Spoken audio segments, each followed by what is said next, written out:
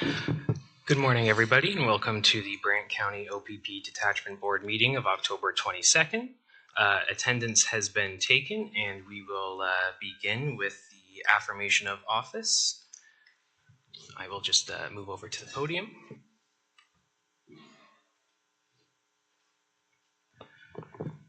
If I could have each member come up as I call their name and read off the affirmation of office, and then sign the affirmation. So the first member I have here is Councillor John Pierce.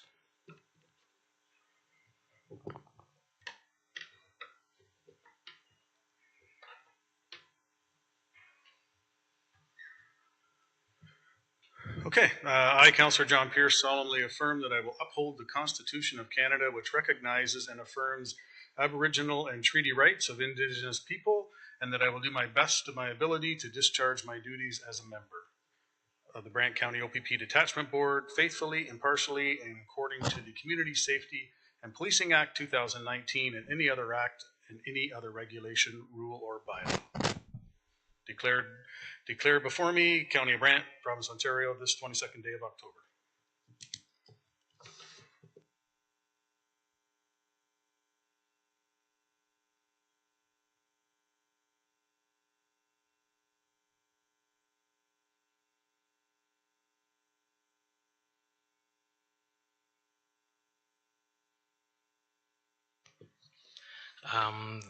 Next person is member Jim Brown.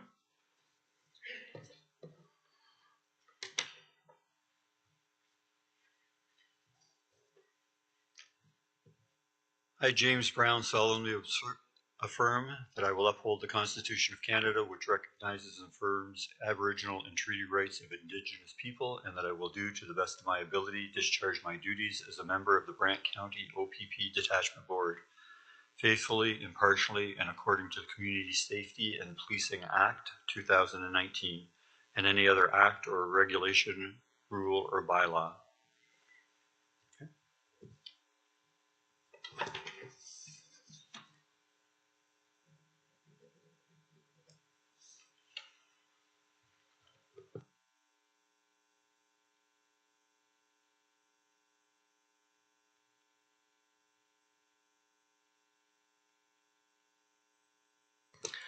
The next member I have is member Jennifer Haley.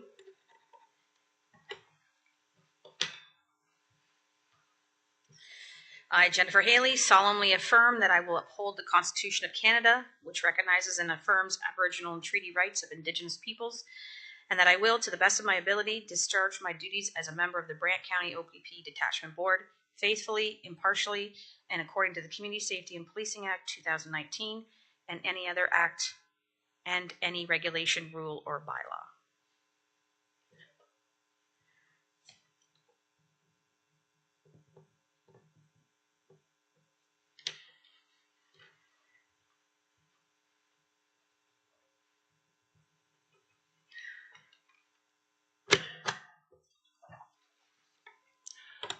Next I have Mayor David Bailey.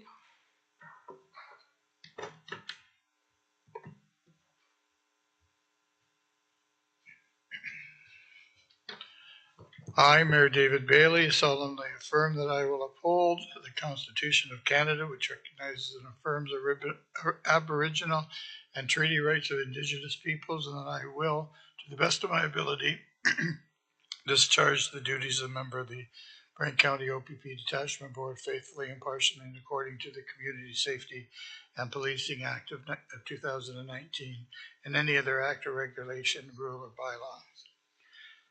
Dated today, the 22nd, Spencer? There you go.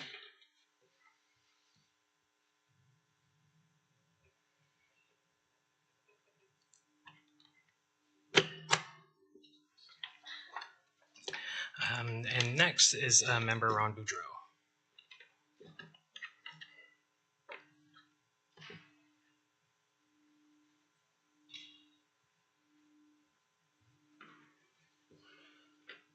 I, Ron Boudreau, solemnly affirm that I will uphold the Constitution of Canada, which recognizes and affirms Aboriginal and treaty rights of Indigenous peoples, and that I will, to the best of my ability, discharge my duties as a member of the Brant County OPP Detachment Board, faithfully, impartially, and according to the Community Safety and Policing Act 2019, and any other act and any regulation, rule, or bylaw.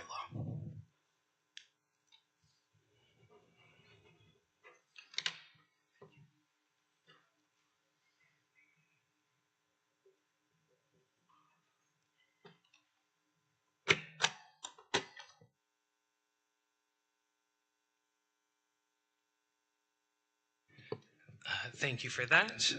With that, we will move to the election of the chair and vice chair. To begin, are there any nominations for chair? Councillor Pierce. Member Haley? Member Haley, do you accept the nomination? Yes, thank you. Are there any other nominations?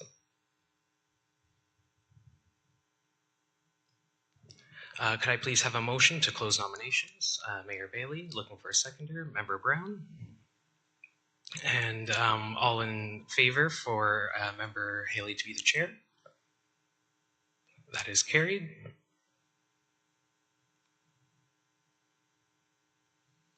I am sorry. I am now looking for nominations for vice chair. Councillor Pierce. Member Brown? Member Brown, do you accept the nomination? Are there any other nominations? Could I please have a motion to close nominations? Mayor Bailey, Member Haley, call the vote. Thank you.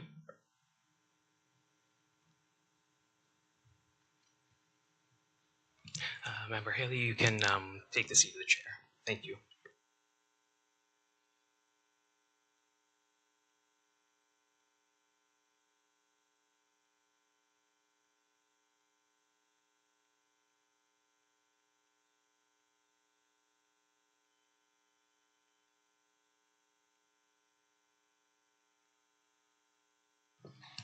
Thank you, everyone, for your vote of confidence to serve as your chair once again. We're finally back together. Seems like forever since we last met as our old police service board at the end of March. And now here we are as our OPP Detachment Board. Welcome, Ron, as our newest member, and Christine is online observing today with her appointment yesterday. So we'll have her sworn in, I suppose, at the next meeting when she does her training and all that above stuff. So without any further ado, we have an agenda, quite a lengthy agenda in front of us. We have some hard stops here today with different people's appointments and commitments. Member Brown has to leave at 10:30. Councillor Pierce has an 11 o'clock. Well, our meeting goes to 11 anyways, but 11, hard stop for 11.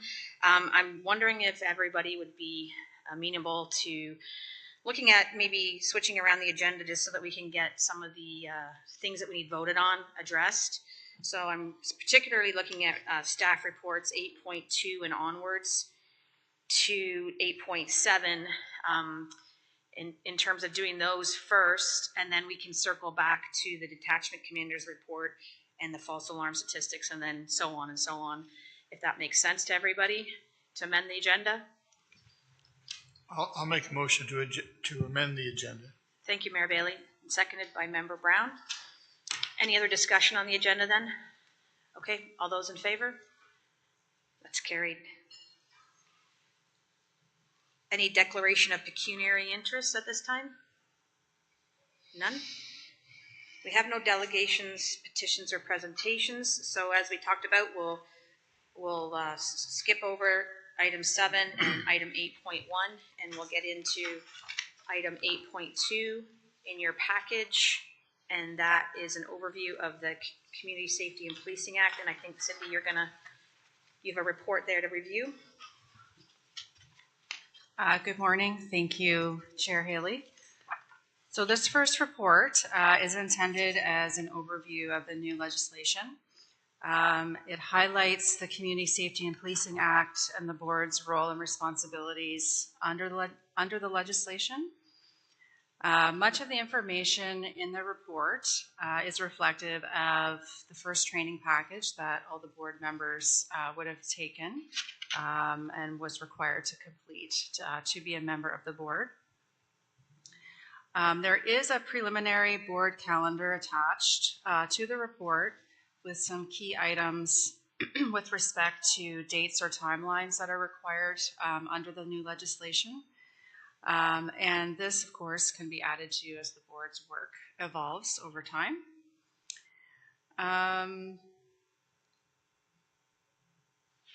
And just in summary, I think the report could be used as a reference tool for the board moving forward, just to check in on whether or not the board is meeting its legislative requirements.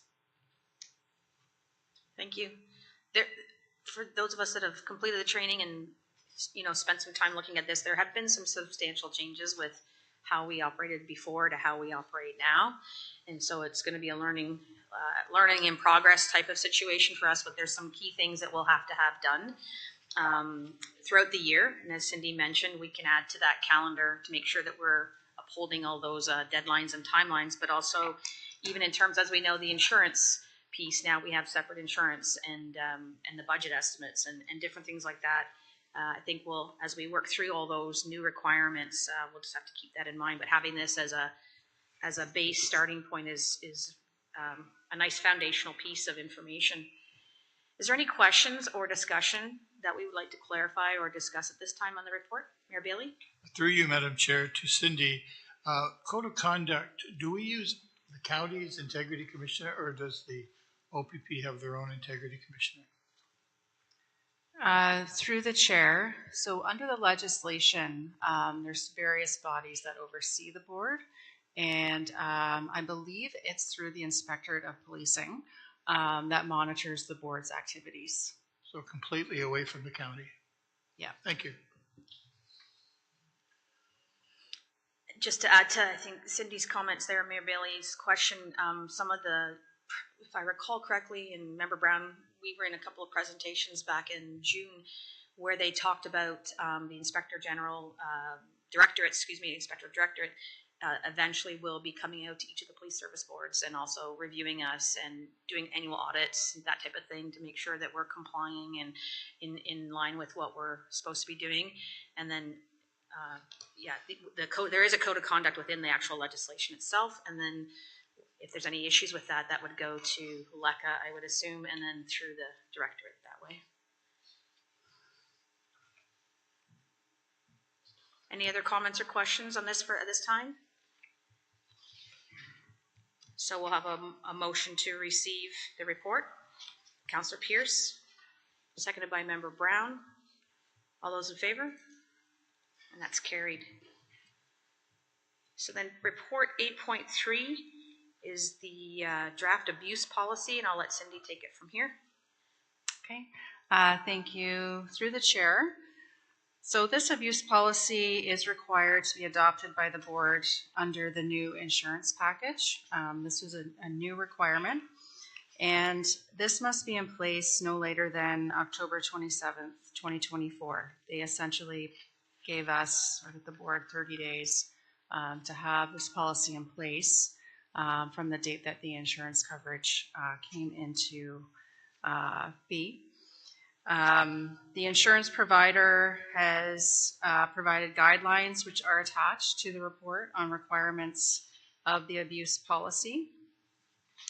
And the policy presented, I would frame it as fairly basic at this point. And it's presented for the board's consideration, which will meet the requirements. It was reviewed by the insurance provider, and they did say that it would be accepted. Given the short time period to draft the policy, the board may approve what's presented today, and if they wish, could review and enhance the policy at a future meeting, potentially in the new year. Any questions, Councillor Pierce?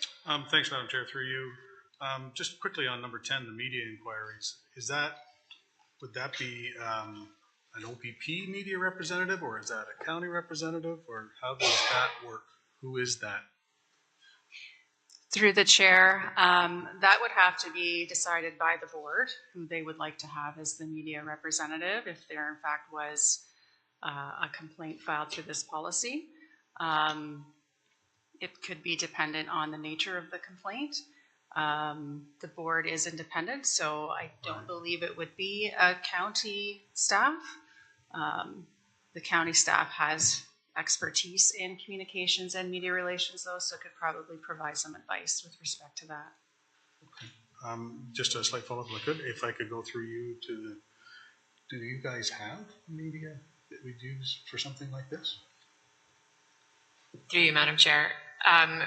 Not specifically for this. Certainly we have corporate communications that would be able to support and advise, but it may end up on whether the board considers a representative within the board to deliver prepared messaging might be an option, but certainly we would have people that we could consult with.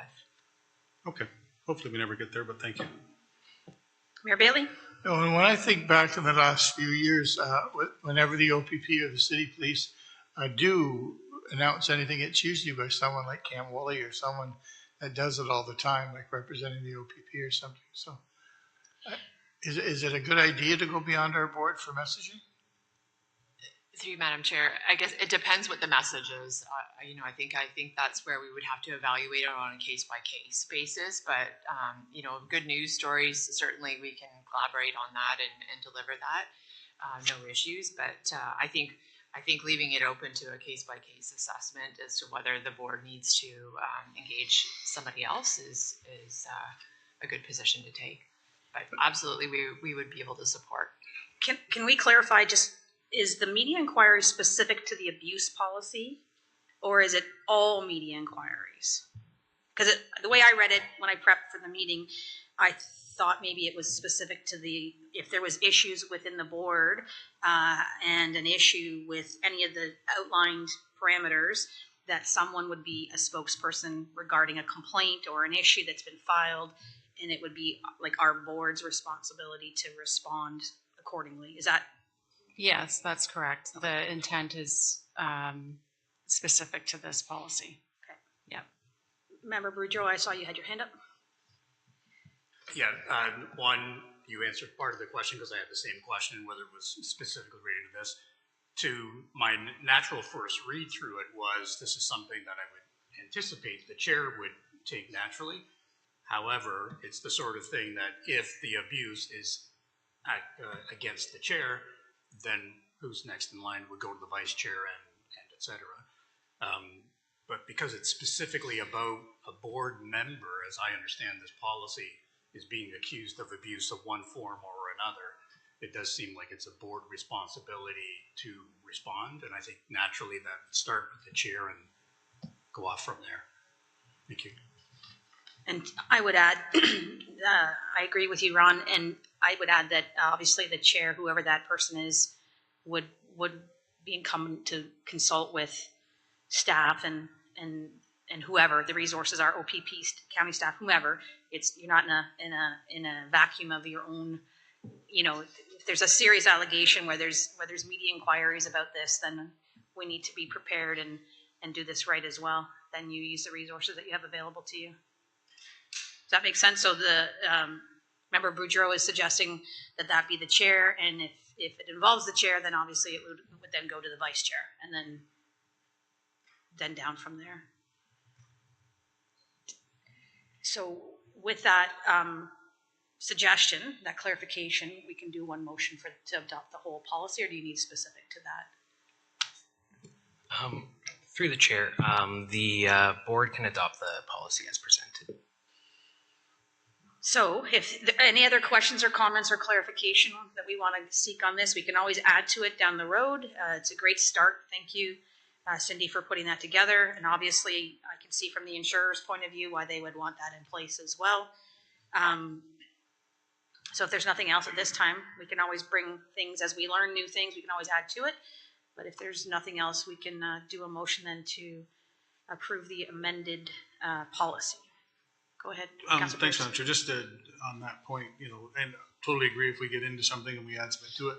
My question is, can we just amend it per se as a board, or do we have to amend it and pass it to the insurer for validation? How would that work? Like, do they have to approve any changes that we make? Through the chair, that is a good question. As I noted, I did send them what was drafted here, and they said it would be acceptable.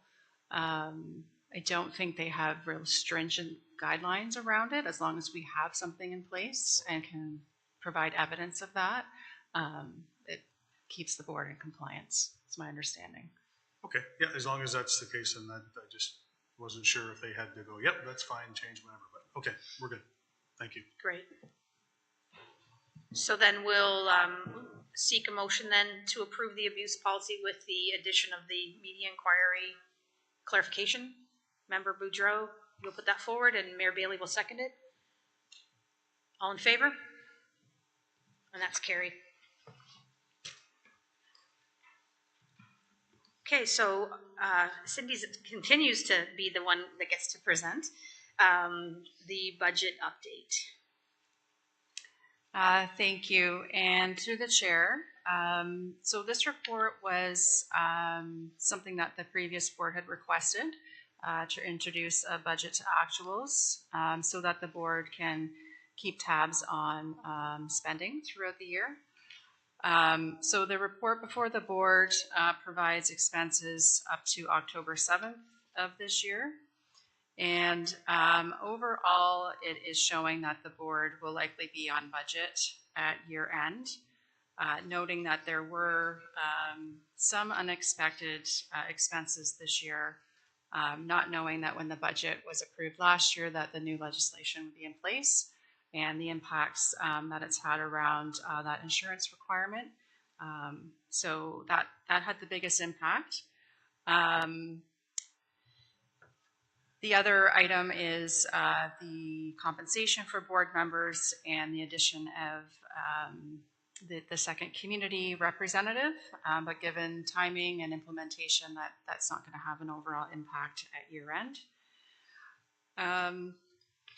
And I would just note that one of the sort of final intended expenses of the previous board for this year would have been the issuance of the fall newsletter, the dispatch. So that has not yet moved forward, but that would, if the board desires to move forward with that, there would be funding for that within the budget funds. The last edition overall cost about $8,700, and that would be under the public relations and awards expenditure account. And next month, I would note that the board will be presented with a draft budget for 2025. And we'd be looking to approve that.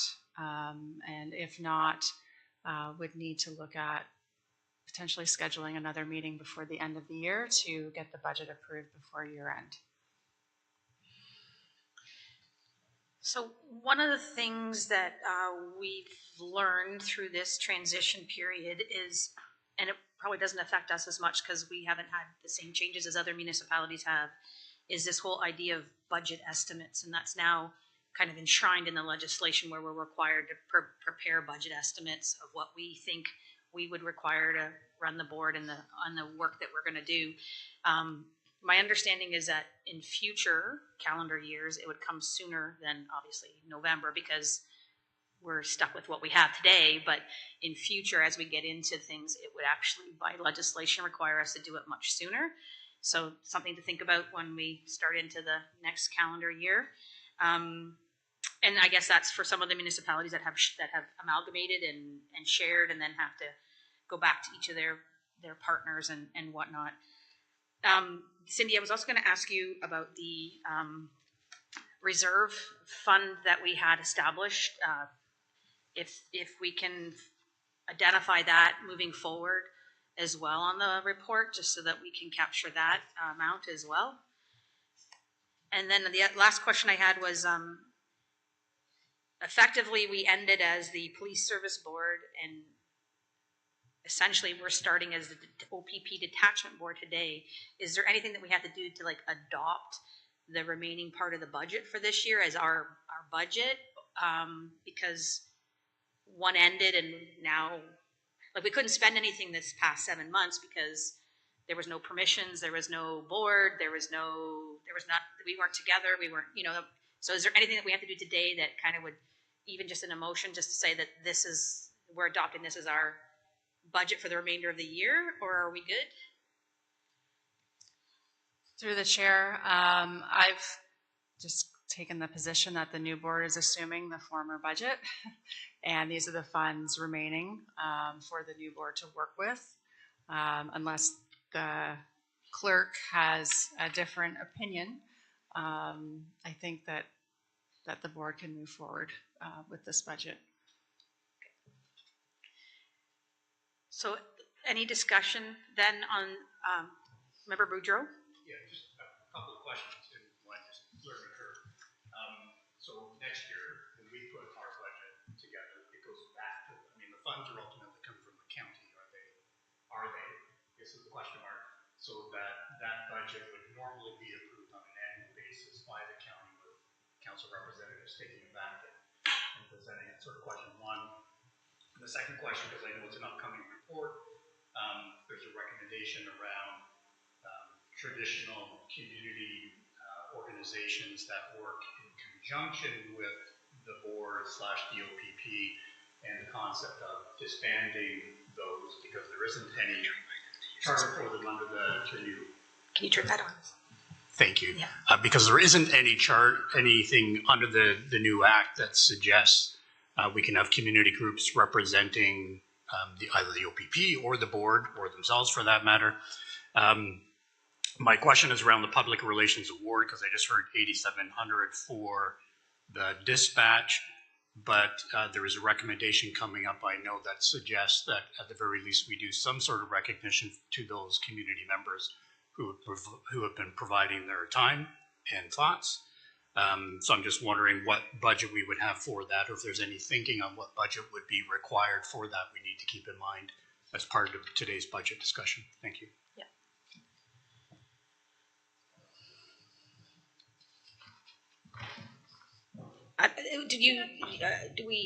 The first part, I think your question was about the budget timing. Yes. And it going back to council, so I'll let Cindy answer that first part, and then we can address the second part. Thank you. Through the chair, so with respect to the process, the board under the new legislation would submit, as Chair Haley advised, budget estimates through to council, and council ultimately approves the overall budget. Absolutely. The new legislation does provide for a process if there's any sort of dispute.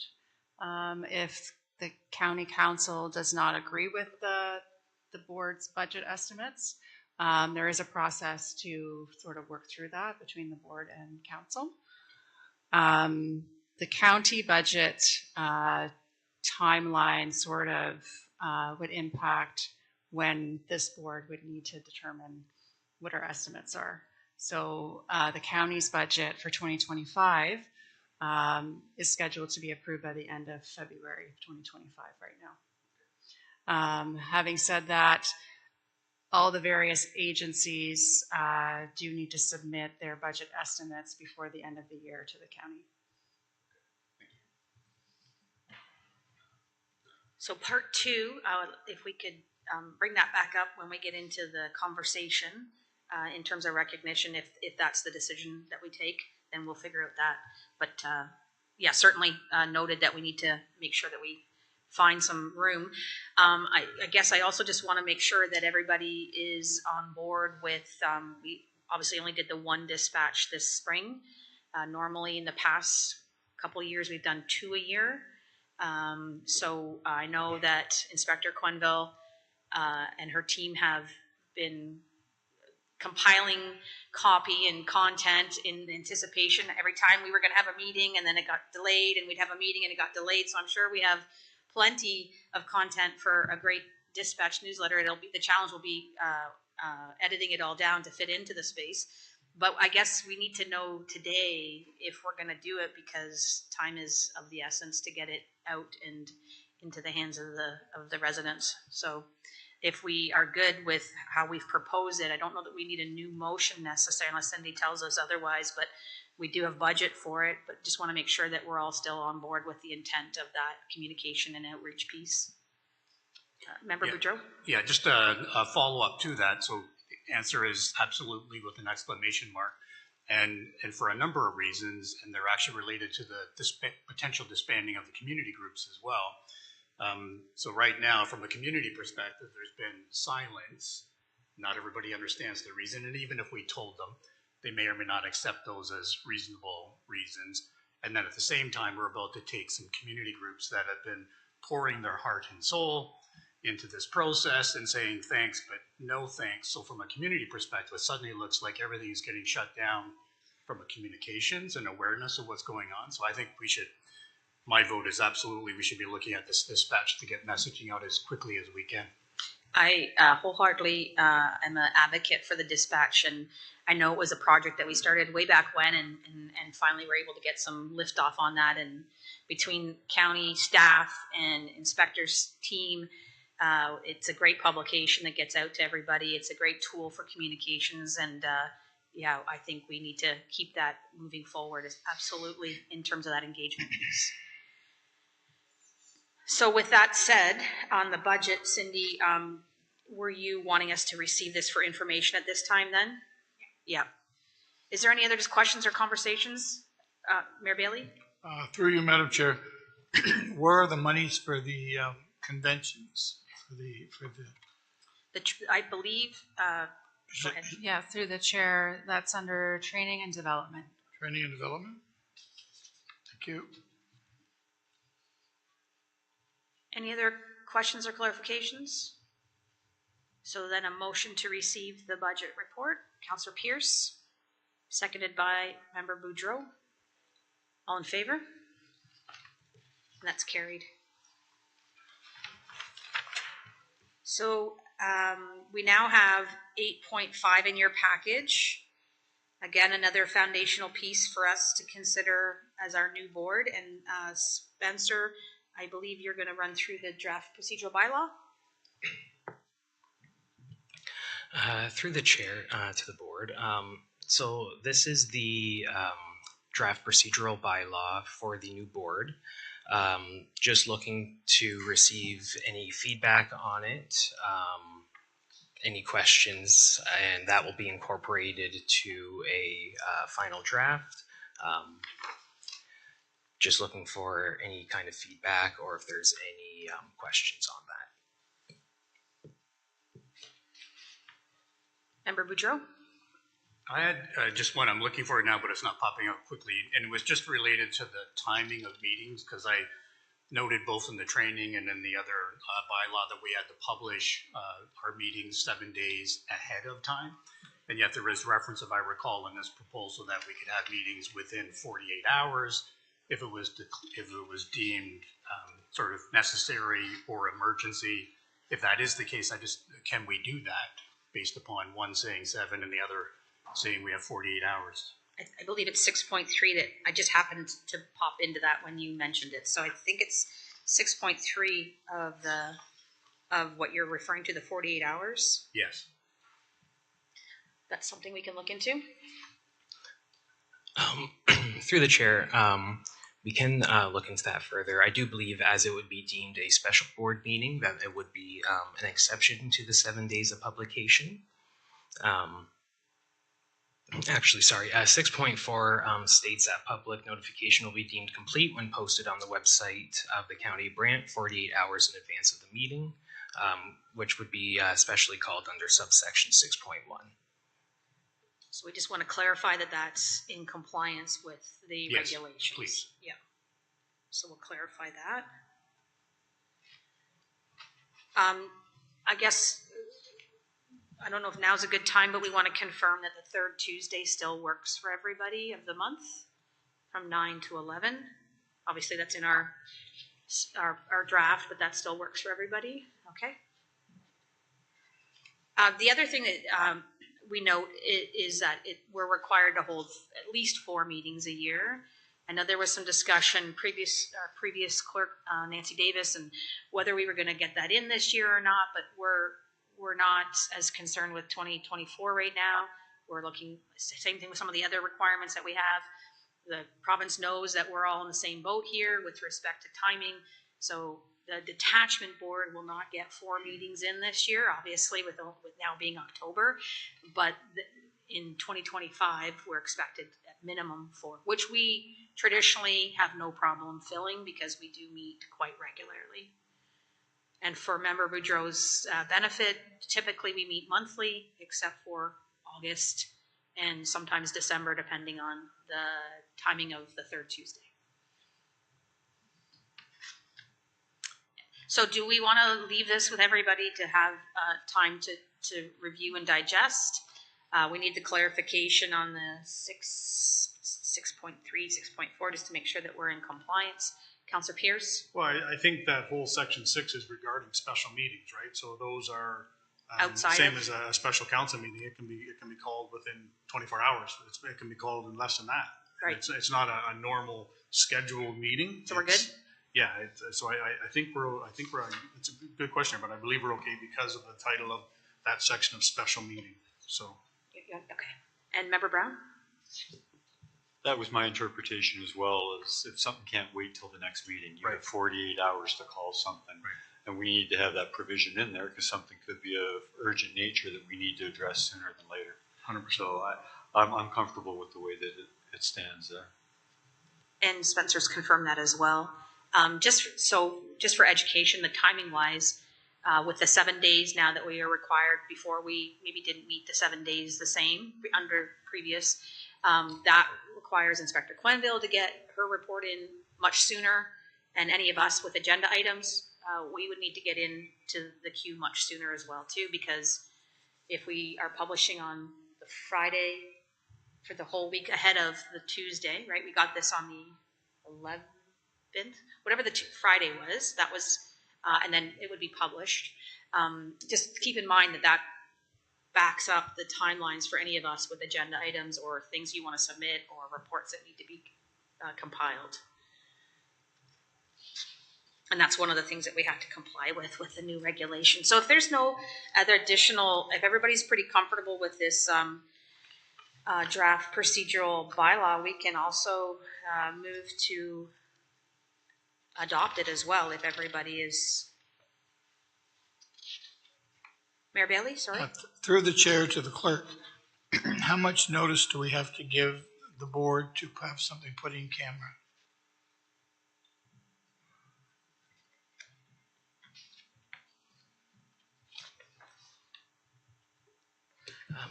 Through the board to Mayor Bailey, that would be, sorry, you're just pulling that up in the draft bylaw.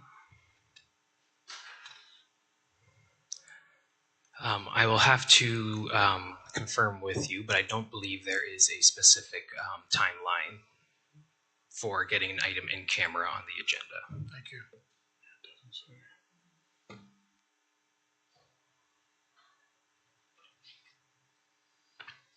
Member Brown? Would we want something in there? Is there times, maybe even during a meeting, that we would have to go into cameras? So we would want to be restricted to days or weeks in advance. Through the chair to Member Brown, Council, we have sometimes restrictions as to when you can put something in camera. There's a time frame. But I was just thinking that if we came to this meeting and we wanted to talk about something in camera, would I be able to put it right on the agenda that day? And I think the answer will be yes, but I need to hear it from the clerk.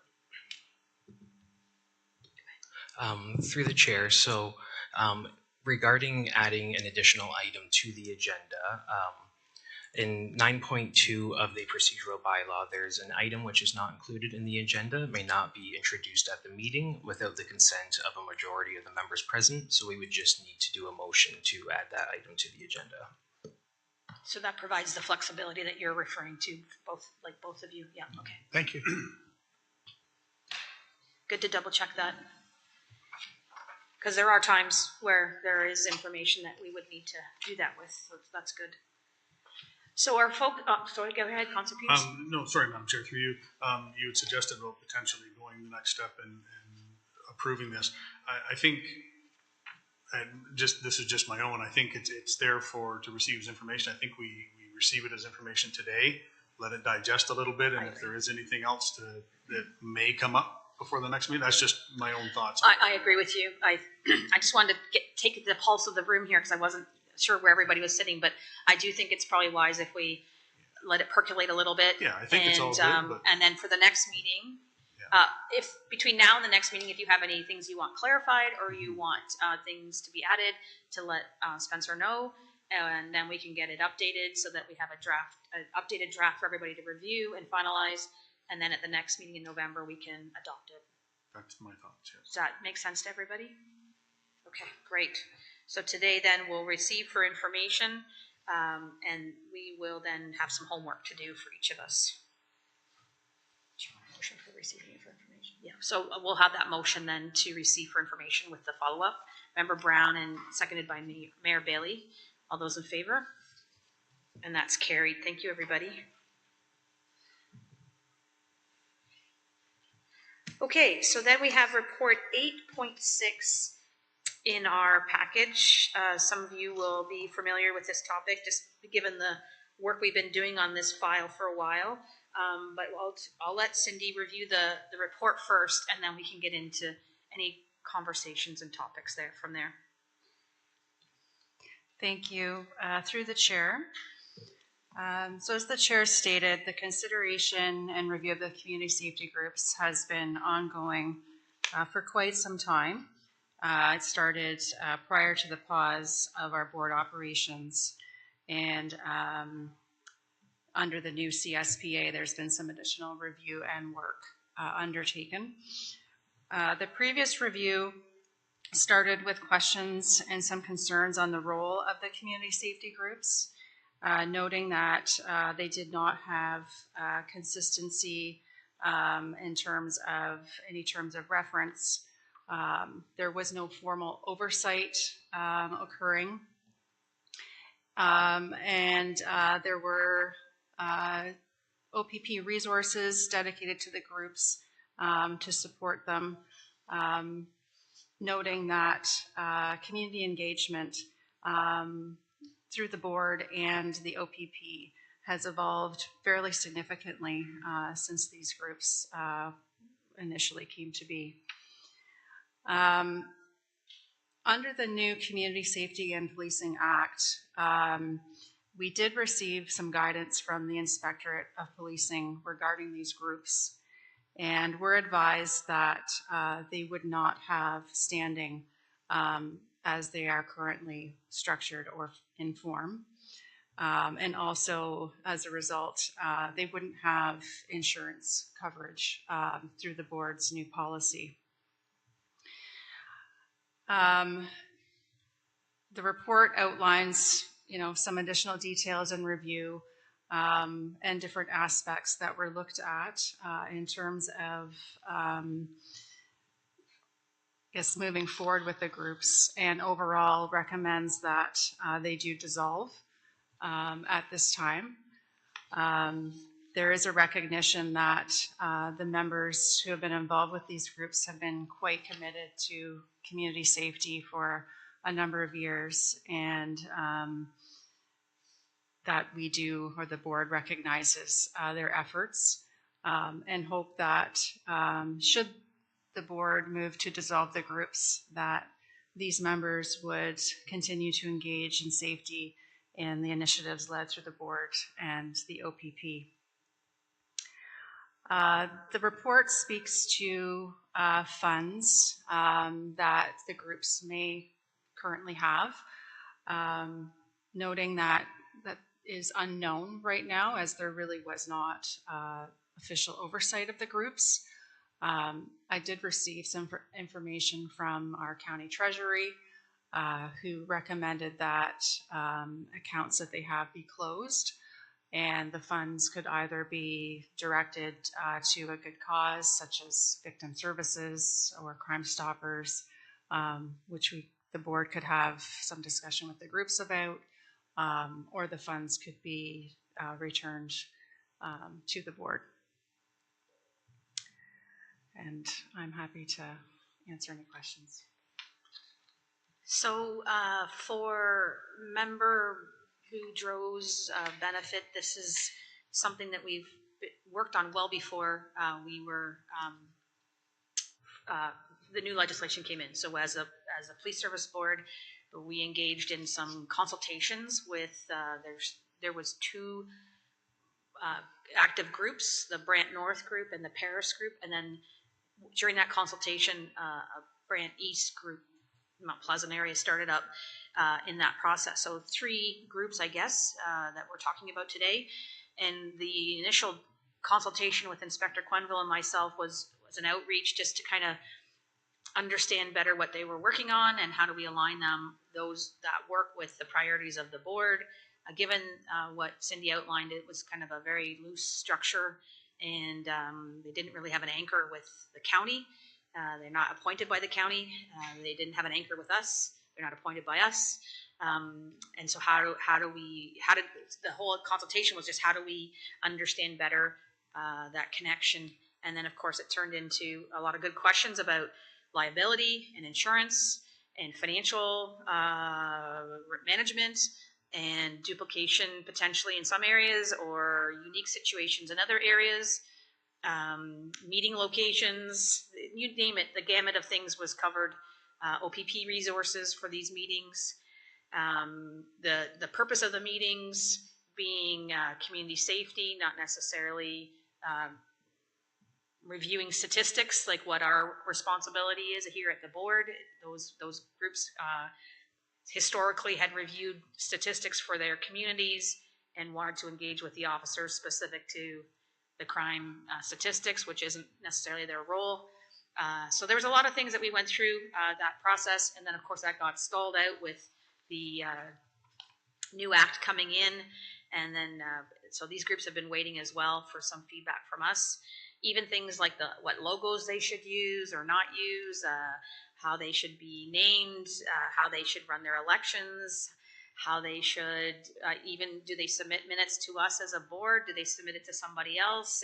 There's a whole bunch of things that came up in this review, and then Cindy's done a really good job of kind of looking at what the act now says, the Community Safety Policing Act now says, and our responsibilities, and just that work. I mean, that's just a 2-minute overview for you. I apologize. I know you're coming in with your first meeting and have some pretty heavy lifting to do, but I know the rest of the folks here have some memory of some of these discussions. So let's open it up here for any questions or clarifications with the report that's been presented.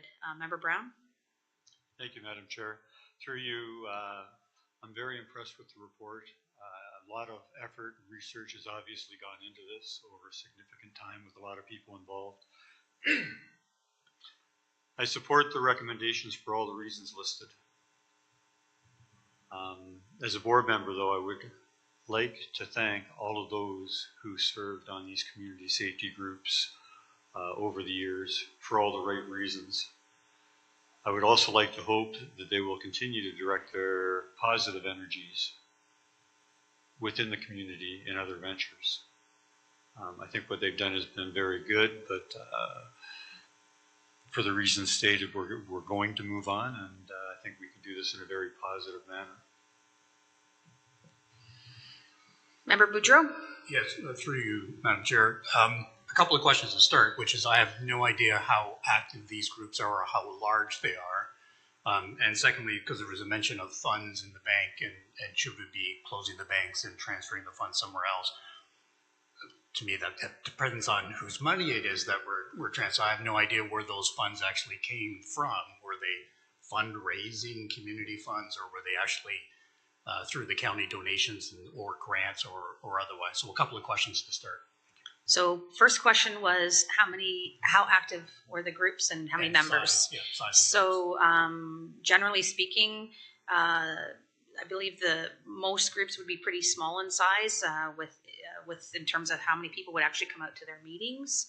5, 6 people per group, perhaps. Inspector Quenville, maybe you have some other insights because you've got team members that actually go to those meetings from time to time. Yes, through you, Madam Chair. Yes, the Paris group specifically was on average 5 to 6 people would consistently come out to the meetings. The Brant North group was a little bit larger, probably 10 to 12-ish. And the Brant East group was still kind of finding its way. So I think the numbers fluctuated from meeting to meeting from anywhere from 5 to a dozen. So not a large representation of the community. Second, so that's the first answer for you. I think also some of the concerns would be just how do we attract the breadth and depth of the folks that live in the county to some of these meetings. That's one of the challenges that even those people that were running the meetings would suggest was a challenge for them too. The financial piece, so from my understanding and talking to some of them, it's an inherited kind of amount of funds over the years. One of the questions that was raised in this consultation process was, were they allowed to do fundraising? Were they allowed to do some of these things? Were they allowed to apply for funds or do things? And so one of the proposals that we had suggested to them was, well, what kind of projects do you need to engage in? Because that we want to make sure that aligns with whatever we're working on here at this board. But my understanding is that any funds that they might have in their account, please Cindy step in, is some of them may have applied for county grants in the past. Some of them may have some donations given to them from community members. Nothing that I'm aware of from the police service board itself lately, maybe in the past, but hard to know. We don't even know the balances of these accounts at this time. So Cindy, I don't know if there's... I think you summed it up well. I think that from my understanding, some of the groups have applied for the county grant program and probably received some funding from that over the years. I assume that some of them may have also received donations as well. And not from the board that I'm aware of. I think it's important to what Member Brown was saying. Like this is not a personal decision against any of the people that contributed their time and talents and efforts. This is a new piece of legislation that we have, and our rep David Tilley was pretty clear on the mandate that we have, and that they are not appointed members under that legislation, and they aren't able to act in a role that similar to what we do. And so it would be a contravention of that legislation. And from the scan that we did during the consultation phase way back when, not many communities around us in the different counties around us and detachments even have active community safety groups. So on one hand, we've been lucky to have a couple of pretty active groups, but on the other hand, is it still in line with what we're trying to do moving forward? I don't want to discredit any of the work that's been done by those dedicated volunteers. To Member Brown's point, this isn't anything about that. This is more about our responsibilities in the new legislation that we have, in my mind. There's perhaps other ways of engagement that we can look at in the future. And we have a long list of things that, in my time that I've been on the board, there's been a number of new initiatives that we have new ways of engaging people and that we can work and improve on and continue to add to.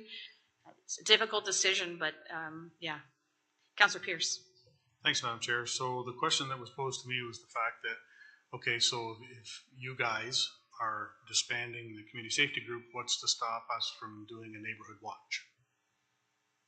I don't know the answer to that. I don't think they're the same thing, but I don't think there's anything stopping per se. I would ask Inspector Quenville. I don't know that neighborhood watches are even affiliated with the OPP necessarily. That was my understanding as well, but please. Through you, Madam Chair. So, I mean, if they wanted to, be active citizens and ensure safety in their community, if they organize, I would be concerned about risk management and what their liability would be in terms of insurance. But certainly, all of us are, conscious citizens and would report anything that we saw untoward happening in the community. So, if like-minded people want to do that, but that would be my only concern, is what their risk would be and any liability that they would incur in branding themselves or formalizing anything like that. That would be my biggest concern for them.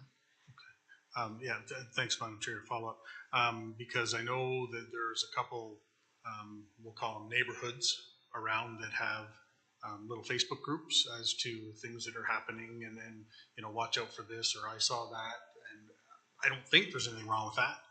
I'm not sure, but I appreciate that insight. Through you, Madam Chair, my only caution about something like that is not reporting it to police, and we see a lot of discussion happening on those groups where I'm not sure that anyone's picked up the phone and called 1-888 yet. So while that might be an avenue for sharing information, it doesn't get law enforcement where it needs to be. So I think that would be the other flag on that. Duly noted. Thank you. Member Brown, and then Mayor Bailey. Through you, Madam Chair, to the Inspector, is Neighborhood Watch still an active OPP program? Through you, Madam Chair, no, it's not. Mayor Bailey? Through you, Madam Chair, to the Inspector, there's a certain group, they might be the same group, I don't know, that go around checking doors that are locked and cars that are locked, and taking the liberty that if there's something in the car sitting on the seat, they put it somewhere else so it can't be seen. That's not something we would ever want to be part of or endorse, right? No, through you, Madam Chair, absolutely not. I mean, they're trespassing, they're breaking into people's property. Like, there's so many problems with that action that while well intended, there's a lot of risk with that. Thank you. Member Boudreau? Yeah, I do want to. Just make sure you. I do want to circle back. Thank you. I do want to circle back to the funds, and that's just understanding the legal ramification. Do we actually have the legal right to? If we don't know what the balances are, then I'm questioning the sort of access that we currently have to those accounts, and whether or not we have even the legal right to take those funds and give them out to some other charity or not. So that's question number one. Second, I would just make a comment because it was mentioned that this is not personal, and I agree, the report is anything but that, and well done, thank you. This can't help but be personal for those people that are taking their time and have organized in the way that they have and been there for years. We can't expect that they're not going to be at least disappointed, if nothing else. And my fear is they see a heavy hand heading in their direction if we don't handle this with delicacy, I would suggest. So I want to keep that in mind. And the third one I have, and I probably ask too much every time, to the inspector, because there is reference in here of a number of hours, 180 to 360 hours are required right now. And just any preliminary thoughts from the inspector on how we might take those hours and redirect them to accomplish similar things, knowing that we've already budgeted for it, we have the people that are doing it. Is there another way that we can approach this and leverage the commitment that the OPP has already done? Thank you. Through you, Madam Chair, I think under the part that Cindy spoke to about OPP community engagement, there's quite a lengthy list there, and that's how we'll continue to reallocate those resources. So the people that were engaged with the community safety groups were doing that above and beyond their daily work. So it wasn't that they were specifically assigned to that as their lone task. So it will just mean reallocating their time to a number of the projects that are listed here, as well as a number of others that we kind of have in the queue that people will have time to dedicate to. So to that point, I think that there'll be continued growth in our community engagement. So I'm not concerned that we will be missing any opportunities for that. And Madam Chair, if I could comment on Member Boudreau's mention of the funds specifically, I think that is part of our concern is that there hasn't been any report back. So until they are able to produce a ledger of some sort that hopefully they've maintained to account for where that money has come from, we won't know for certain whether, to your point, whether there's any authority to take it or move it or anything. But I think, you know, because they were an arm of both the board and the OPP, we have to do our due diligence to understand where that money came from and what's going to happen with it next. So that's, if that's all right. Thank you. Yeah, and perhaps, you know, my understanding is probably there's only 2 groups that have bank accounts, with the third one just still kind of getting organized. So we're probably talking about 2 groups. And to my understanding, and Cindy, correct me if I'm wrong, it's not even that they would have been registered nonprofit organizations. It's more of a community group with, you know, some rotating officers, some not rotating officers, with in terms of signing authorities and whatnot. But it's not like they were spending oodles and oodles of dollars on.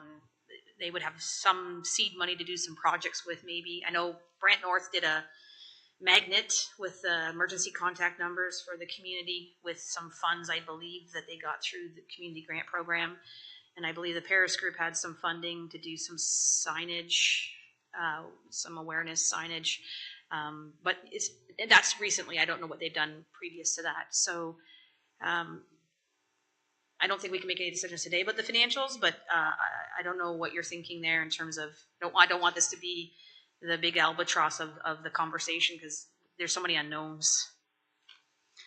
Yeah, through the chair, just on the one point, to my understanding, these are not independent groups. They've always sort of fallen under board, the county, and previously under the former legislation, they were covered by the county's insurance as the board was. So that's all now changed under the new act.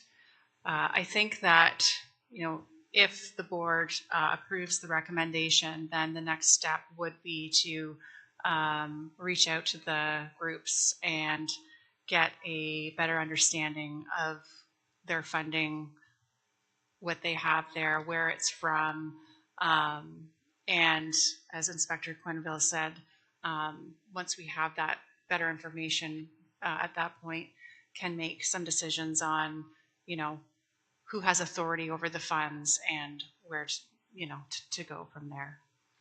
I agree. And I certainly wouldn't want to put that heavy hand on that and tell them that, you know, maybe like you said earlier, there might be victim services or Crime Stoppers or something that they may choose to want to direct their funds to. It depends on whose it is and where's it's come from, and we don't know any of that right now. There hasn't been, to my knowledge, and correct me if I'm wrong, but there hasn't been any previous police service board funds specifically directed to any of the groups. Through the chair, as we're sitting here, the only thing I can think of is I understand the board did fund a purchase of vests for the groups maybe a couple of years ago to utilize in their activities, but I'm not aware of anything else. That's correct. The vests were purchased for sharing amongst them to use at different safety vests because of liability and insurance. We wanted to make sure everybody was well taken care of. Inspector Quenneville.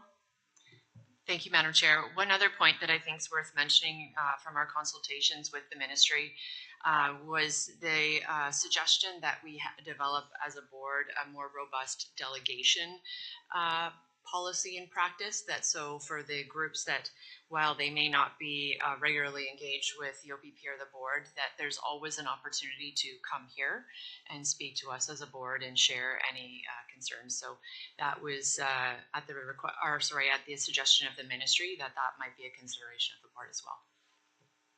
That's a great point. I think the challenge, you know, since I was involved in the beginning of the consultation with Inspector Quenneville, And previously, it would have been, I guess, Heather from the county before the staff changes. You know, we as a board didn't really have a connection with those groups. I don't think we understood who they reported to. They certainly didn't report to council. They weren't appointed by council. They weren't appointed by the police service board at the time. Obviously, they're volunteers within their communities with a keen interest in community safety. And I think that's part of the challenge. And I believe the county's done a review of organizations and committees as well in terms of how all that fits within the committee structure. And at the end of the day, I think what it's important to remember is the insurance piece. We now have separate insurance from the county that wouldn't provide for these groups necessarily.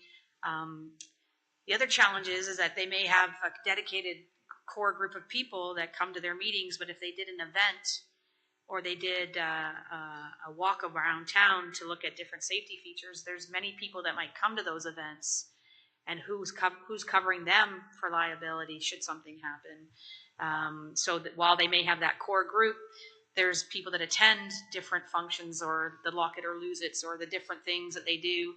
And you wouldn't be able to keep, one of the things that we found through the review process is the insurers would want a list of all the members. Well, how do you get a list of all the members when you don't know from event to event who's coming and who's not coming? Just a number of things like that to think about in terms of how do we do that. And it doesn't mean that there's not future opportunities down the road for different engagement type of events or different opportunities for people to be engaged. And I do like the idea of expanding and promoting the delegation idea for community members to come forward with concerns in their community. For sure. Other conversations, other discussions.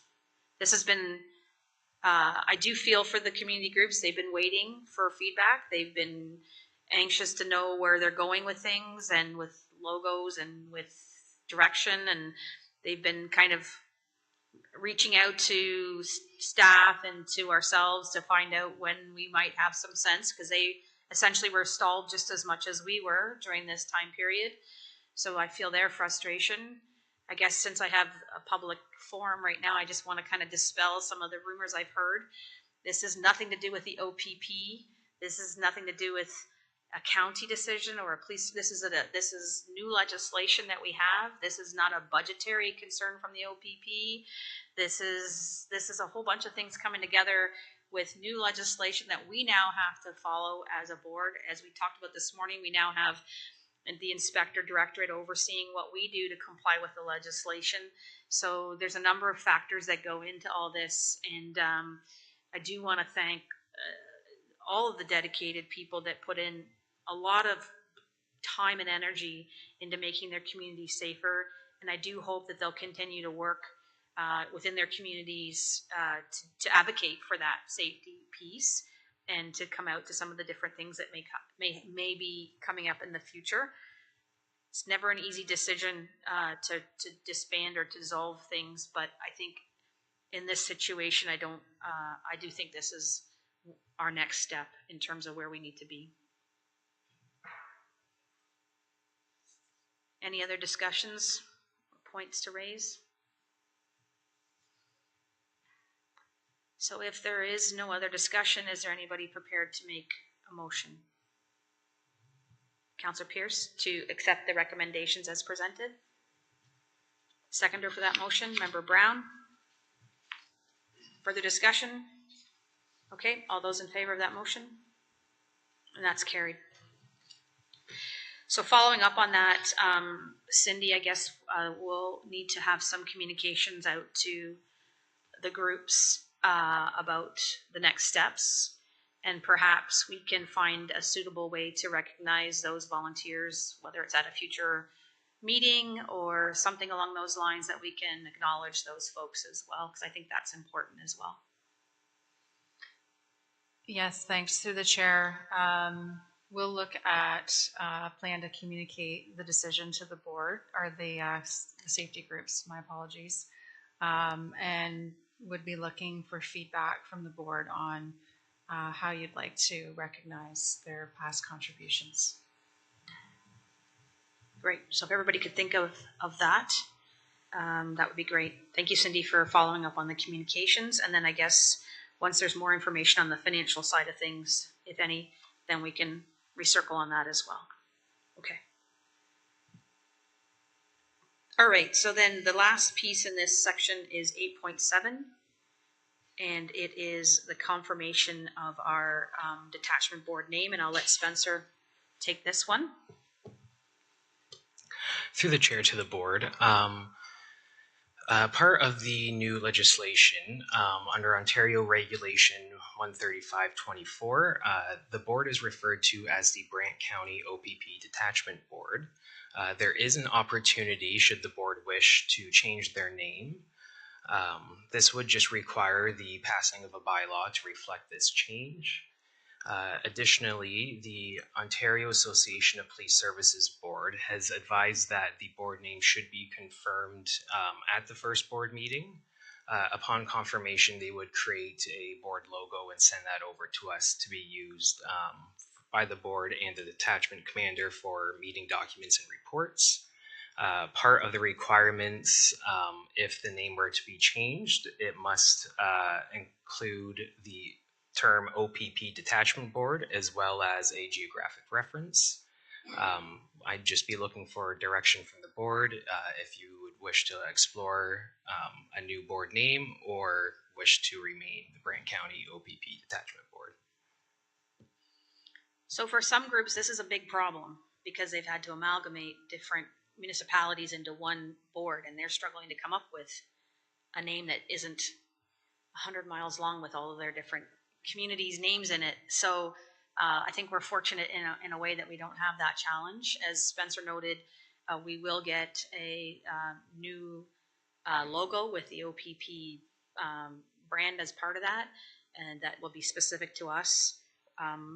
Any discussion with Brant County OPP Detachment Board as the name, as it currently stands? Everybody's good with that?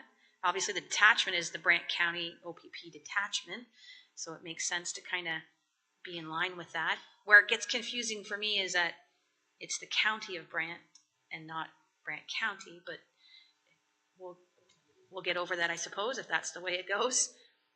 So if there's no other discussion, Mary Ellie? Yeah.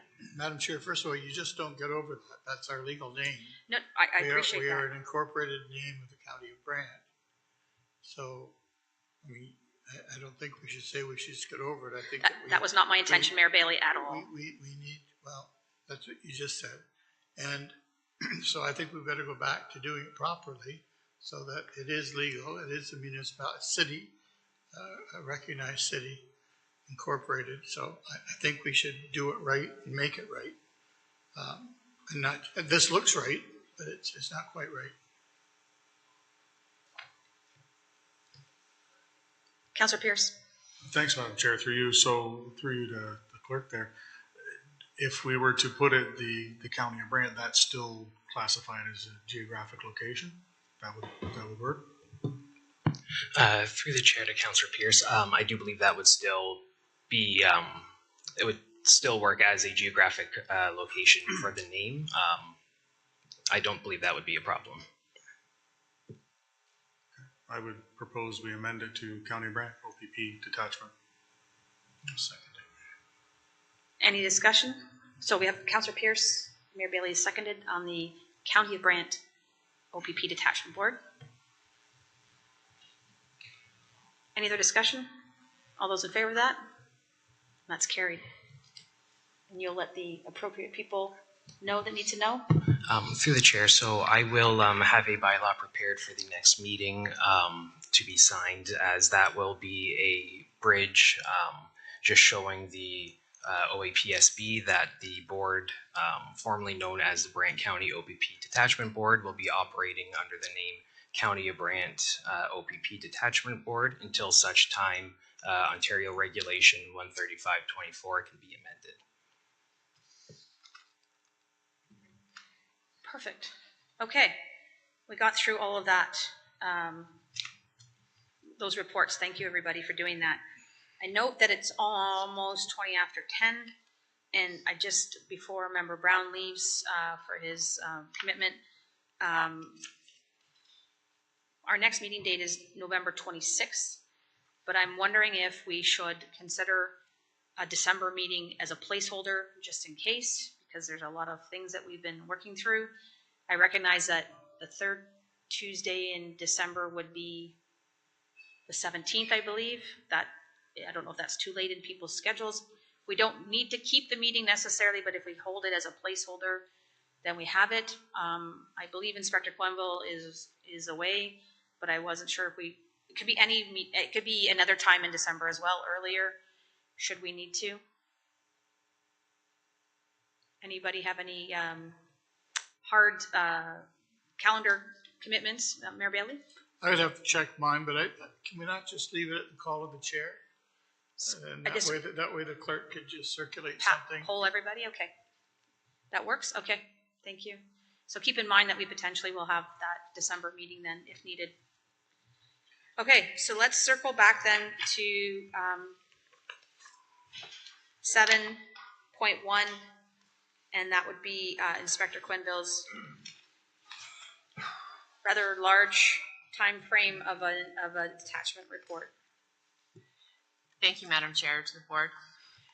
So what you have for this month is the new detachment statistics report. It looks very different than what you've seen for the last number of years. This is in the interest of consistency across the province. It is relies on our data systems. There's no inputting or calculating done by me or any of my team. It's simply a start here and end here, and then it pulls the data for you. So there are a number of areas that are covered that were not included in the previous report, which I think is a helpful perspective to understand some more of the operations. I know from previous feedback that it's certainly not helpful for me to just sit here and recite the numbers, and I don't think anybody wants me to do that. So having said that, you have the report, you have the numbers.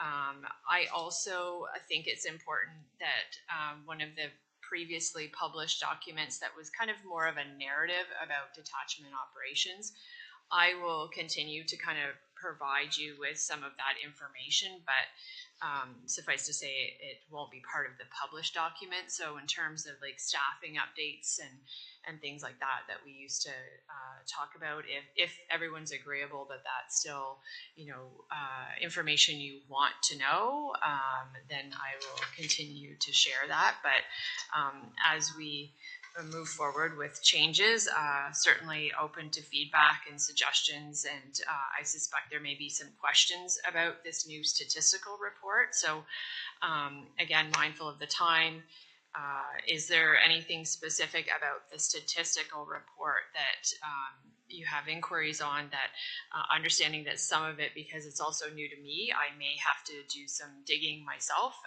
but on its face, I can certainly attempt to answer any questions in relation to the stats.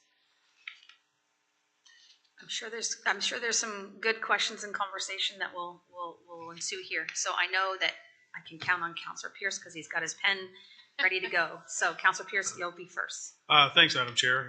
Yeah, when I originally looked at this, I thought it was the inspector's way of stopping me asking questions with this new report, but I like it. Like I say, there's definitely more information there, which is great. More information is always better than less in my mind. And I like the fact that it goes over 3 years. And I like the fact that, as we've spoken before, it's not just a percentage of change. It actually shows the number of incidents as representation of that percentage of change. So I did ask just one question of the inspector earlier on in regards to the e-ticket warnings. And it was a good talking discussion, the fact of, and that's on page 9, I guess, of our package, when it says 400 warnings and then 1183 and 741. In my mind, I'm thinking, wow, that's a lot of warnings. But then the inspector clarified that could potentially be, you know, one person potentially pulled over for speeding, and then maybe they didn't have the proper license or insurance or that kind of stuff. So there could be multiple warnings per that specific incident. So that definitely added clarity for that. And yeah, there's no major questions I have. I do like the more data here, and we'll see how this all proceeds forward. Thank you. Mayor Bailey. Through you, Madam Chair, I like it too. And I was just wondering if there's any way we could get it a couple of days before the meeting so we could go through it and then have our questions. It's a lot of stuff. Is there any way we can get this maybe like on the Monday of the Tuesday meeting so that we can have gone through this piece? I believe it was in the package initially that we sent out last week. Yeah. Yeah. So we do already get it. Yes. Okay. Okay. All right, that's fine. I just never looked inside this before and saw all the different changes. So it's too much just to look at right now. And so I will have to pay attention to it closer next month. My understanding, so don't get too comfortable with the report template from, I've been sitting on as zone 4, I've been sitting on an OPP focus group, and they are in the midst of updating the report again.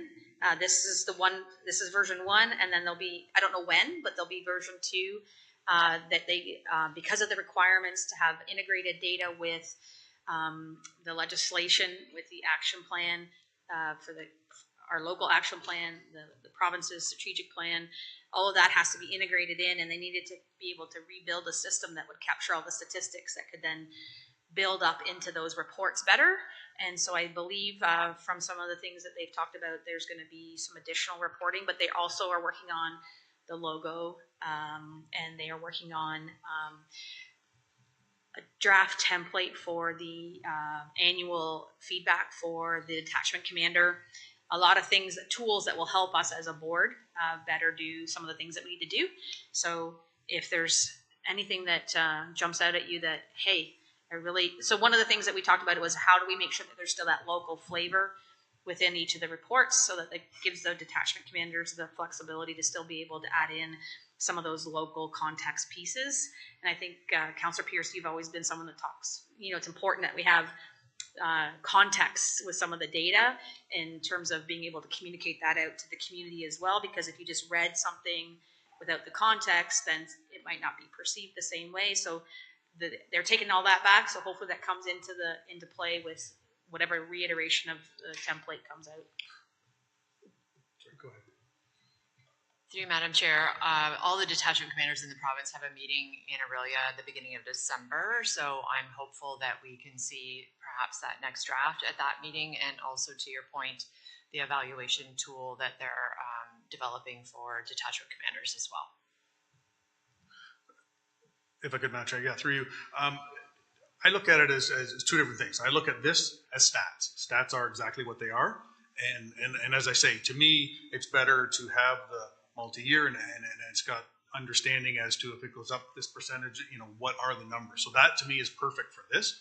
And then as the inspector was talking, the local flavor to it is the other report that, she'll go through specific to our detachment where it's staffing and that sort of thing. So I think, as far as this particular report, I think it's great to kind of separate the two, because these are the stats. They're pulled. They are what they are. There's nothing made up here, and I like that as it is, and I like the fact of a separate, and it doesn't have to, necessarily be 10 pages long every meeting or something like that. It's what's happened since the last meeting type thing, and I'm sure the inspector will just go through it, and it's not going to be everything, but it'll be the important points that, to your point, that we can give back to the public to say, hey, if you've heard of this, this is because of this and that sort of thing. So I like the fact there's two separate things, and as far as the stats, I'm a stats guy, and they are what they are, and I love it. So Perfect. Good. Great feedback. Yeah. Mayor Bailey? Yeah, and again, stats are just to be received as information. I mean, you can't do anything about them, or you can speak to why you think it might be that way, or but just for clarification, that's why I have two copies of the Police Services Board this morning, and I didn't have one in my package, so I didn't see this. It wasn't that I didn't read it. I didn't see any of this. So thank you for that, and I do understand that we shouldn't be questioning you on statistics. They are what they are, but if there's anything local, if there's anything that we can take out of these and bring it back to local, you're obviously still able to answer questions for us. Through you, Madam Chair, I think when I review them, I look for significant variances, and if there's something that I can speak to, and will draw your attention to that. But and to provide you with some context if there's a trend or something concerning or things like that. I think that's what I would speak to in terms of the stats, rather than going out over the actual numbers. If that's agreeable to everybody, just to kind of provide some context and understanding if there is significant variances. If that's agreeable. Yeah. Member Brown? Through you, Madam Chair, to the Inspector. Previously, the stats were there was a lag time built in there. You always tried to compensate by giving us more up to date. Are these more current than the old stats used to be then, and when they're presented? Through you, Madam Chair. Well, they're still drawn from the end of the previous month, so there wouldn't be any, like, they wouldn't include like the past 3 weeks. Like, we would end it at the month end of the previous month. Does that make sense? Yeah, I think there was it was 2 months behind when we first started, so now we're only like the current month, so I think that's great. So that specifically related to some of the traffic stats. There was some delay in that, but now it should be more current. Thank you. Thank you. Any other comments or questions? Member Boudreau?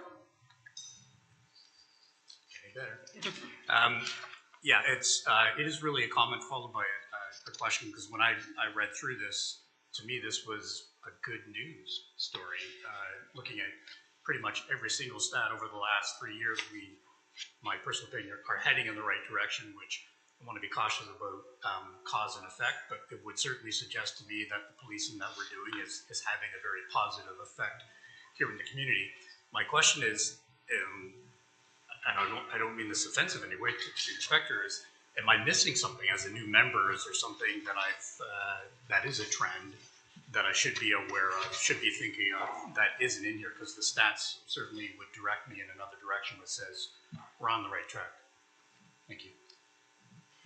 Through you, Madam Chair. Some of the information that we've addressed historically at the meetings, like particularly property crime, for example, jumps to mind. We had a significant trend of theft of vehicles and recoveries and kind of theft unders for the last, a couple summers ago now. So definitely we're headed in the right direction, and that also comes from doing some search warrants and putting some key players in custody and or under conditions. So that's kind of the historical piece that doesn't reveal itself on this document that we know just from previous conversations. So you're right, that's definitely headed in the right direction. And I think the other important points I would draw people's attention to is our patrol hours and our foot patrol hours. I think that's another very important aspect of community engagement, that we get a lot of positive feedback from foot patrol. So when we talk about other opportunities to engage face-to-face when we're not in a crisis, those are important pieces. And I like to see that the foot patrol is there, because it means, either we're walking into businesses or hanging out with the kids at the park and creating those relationships that create that community safety and just an overall positive feeling about police in your community. So those are some of the things that I look to. And then our drug crime is good. It's not headed in the wrong direction.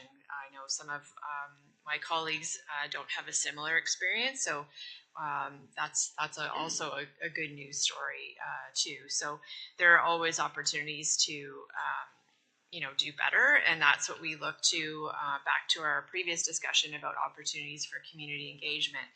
Is intimate partner violence on the rise? Are there more sexual assaults than we would like? Are we providing opportunities for education and information sharing to people in the community? So that'll drive some of those additional community engagement opportunities, is looking at some of this data to see how we can continue to support and engage with our other stakeholders. So that's a long answer to that. So sorry. Thank you. Through you, Madam Chair. So I can speak to the staffing updates if you'd like me to carry on with some of that, understanding you need to go. So there have been a number of staffing changes since we last met. We've been very fortunate to receive a 6th sergeant position at the detachment. So that is a good news story. So what that's going to look like operationally is I'm going to have a 2nd operational support sergeant. So there are 4 sergeants per platoon, like 1 per platoon, and then 2 operational support sergeants. That is going to give Staff Sergeant McTaggart and I additional support in detachment operations, and also providing support to the front line. So you may remember those sergeant positions used to be called admin sergeants. We're moving away from that language, and they are in fact operational support sergeants. So the expectation would be that they do just that. So if if a frontline patrol sergeant is perhaps on vacation or on a sick day, that these 2 additional sergeants would, in addition to their administrative duties, they would also support the front line. If we had an incident that required rank on scene, that they would be able to support in that capacity. So certainly a good news story that we have that 6th sergeant, and providing additional leadership within the detachment and strength to our command team. So I did do an expression of interest, and internally Sergeant Kathy Lewis, who many of you will know, is going to begin in that position on November 4th. In the interim, until I have another platoon sergeant, Ethan Varga will assume the acting sergeant role on Kathy's platoon until I can fill that permanently.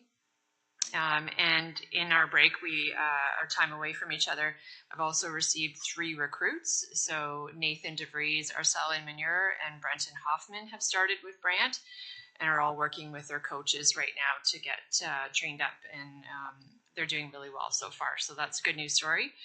We've also received 2 lateral officers to our detachment. Austin Kohler and Leonardo Polo have both started with us. And we've also, again, this is part of a provincial initiative for consistency. There's a domestic abuse issues investigator has been designated at Brant and other detachments around the province. So this officer is specifically focused on intimate partner violence and supporting victims throughout the community. So Detective Constable Jeff Cotter has begun work in this role just a few weeks ago. So again, provincial consistency, they have a really clear mandate in who they're supporting, and he has begun liaising with community stakeholders to build those relationships.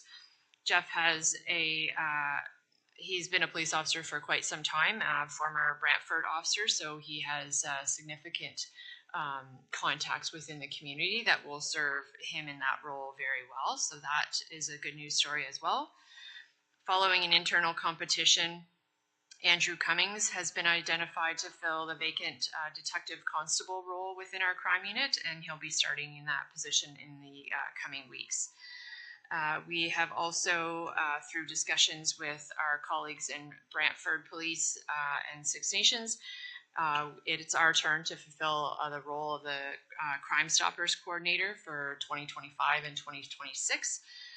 So Provincial Constable Dean McIntosh will be starting in that role come January. Just by way of an update in relation to our conversations with the hospital around the MOU for transition of care. So that document now sits with legal. So all the work, the front end work on preparing that MOU is done. So we're just waiting for Solgen to get back on that for us. And then the next steps will be training and implementation. So that's well on its way. We are also have plans underway to host our second youth academy, as it was such a great success last year. We're looking to do that again, and applications are already being received from youth in the community. So for your benefit, Member Boudreau, that was initiated out of communication engagement plan with the youth when we weren't in the school. It was an opportunity to try and connect with youth until we were able to get back to the schools.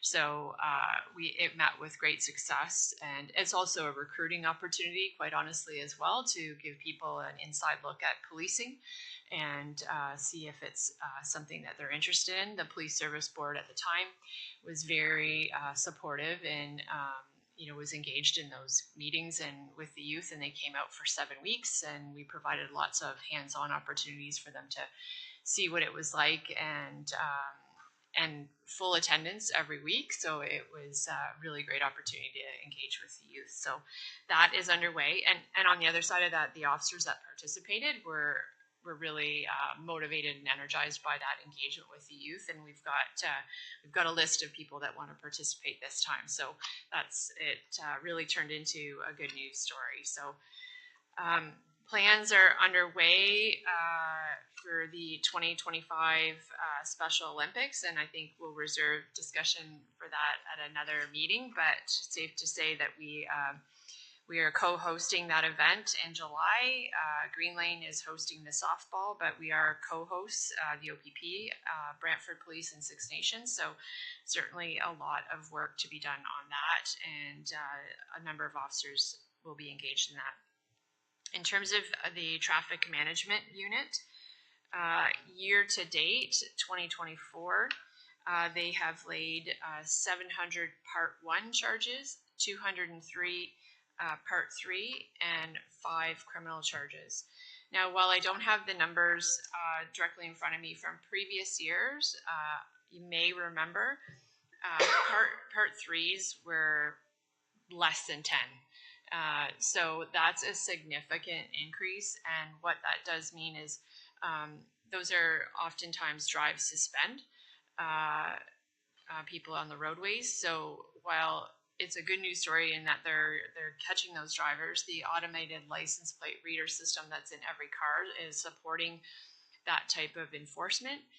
It also on the back end means a lot more paperwork because the court paperwork that is required for disclosure is significant. So I just flagged that for you because I know that Part 1s used to be considerably higher, and we talked about the change in the traffic management unit in January, and people having different areas of expertise and different skills in their enforcement, that we would likely see a fluctuation, and that is exactly the fluctuation that we anticipated. So it's still a good news story because still lots of engagement and lots of enforcement happening, and the traffic management unit will change again come January 1st, and new officers have been identified for those positions already. So if that was what my intentions were for the report for today, without getting too much into kind of old news and old incidents, and just to give you a perspective on where we are with staffing and the other details I've shared.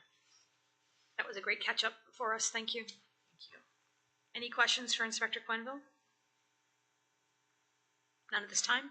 A motion to receive Inspector's report by Councillor Pierce and seconded by Mayor Bailey. All those in favor? That's carried.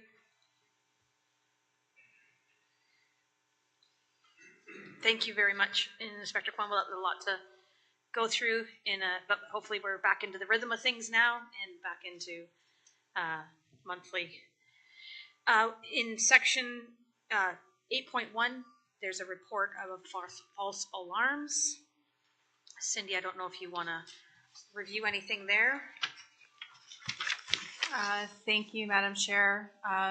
Just a couple of highlights from that report. As you will see, we have had an increase this year with respect to responses to false alarm calls. Over 2023, it's about a 15% increase. We did note that there are 5 properties that account for 36 of those responses.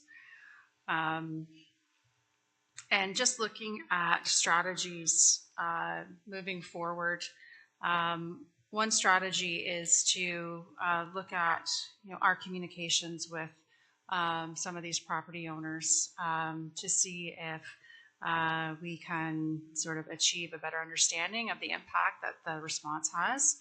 I have had a bit of communication with Inspector Quenneville just around developing a communication strategy between the county and the OPP, where we can look at, issuing letters to the property owners and potentially visit them as well if they continue to have these false alarm responses, and also develop some public awareness potentially through our communications department. So we are working on that right now, and just looking at staff that could take the lead on developing that. Well, anything that we can do to bring the numbers down is a good thing. Increase communication. It's just false alarms are just not. I mean, obviously we want the alarms to be there for in times of need, but with 11 fifth time call fines levied in July alone, like that message needs to get through that we need to use these resources in wisely too. So yeah, anything that you can do to increase that communication to get these numbers down, I think is only going to be positive. Councillor Pierce. Thanks, Chair, for you. So again, I'm going to pull the stats in here. This is great. I'm going to talk about those 5 properties accounting for 36 false alarms. If you do math on that, I'm trying to figure that out. Of those 5, Councillor Pierce. let's try that again. Sorry, I'm taking over for Ron here. I just want to talk about the 5 properties with the 36 false alarms there. Obviously that was, that's January to August, but what I'm trying to understand here is, do we have an understanding of how many 5th plus situations we've been in here? And I totally agree. I know we talked before in regards to if somebody has a false alarm one time, it is what it is. Once you get into the multiples, I totally agree that we give them a letter and see if we can help with, what kind of system have you got? Is there a systemic issue here that we need to look at? Because, I guess I can see it on both sides. That's not really fair to the person that has the system as well. It's on them to resolve that issue. But if there's a problem with their system, maybe that's the issue. But I'm curious here is, do we have an understanding of how many 5th time issues that these 5 properties have had? If I look at it, what is there, there's 13 5 plus. I'm curious to know when we get into the plus, is there one particular bad one that's been through that, or is it just a combination of those over the year? Through the chair, we do have that data. I don't know it offhand. But we can go through and analyze to see of those properties, is there one that has 8 or, yeah.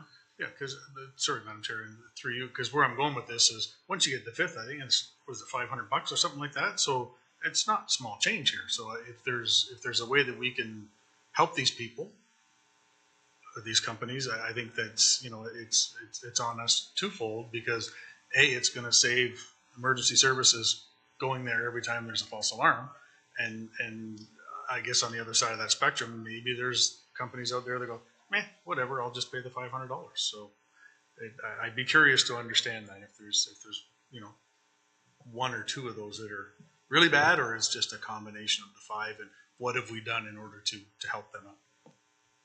Yep, I can follow up on that.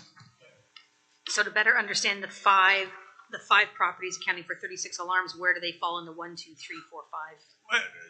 Yeah, it's one of those. Okay, so we've got 5 properties accounting for 36 alarms. Just one of them have 5, and then one of them's got 20. Yeah, and you know what I mean. So and 100%. And we've talked around this horseshoe before in regards to, absolutely we want to help these folks if there's an issue maybe with their system or something like that.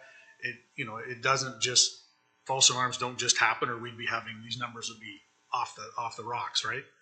I guess I would just follow up on that because it's 5 plus, right? That's right. So if those 5 properties account for 36 alarms, and for example, it's obviously not true because I don't know but if 2 of those properties accounted for 10 of the 5 plus, that's where I'm going. then they've gotten multiple $500 letters. Mhm. So, you know, what's going on that they haven't been able to either fix it or that they're getting multiple calls, because that needs to get addressed. Yep. And just a part two of that, if I could, when these fines are, does it go to the taxes of that particular property owner? Is that how it works?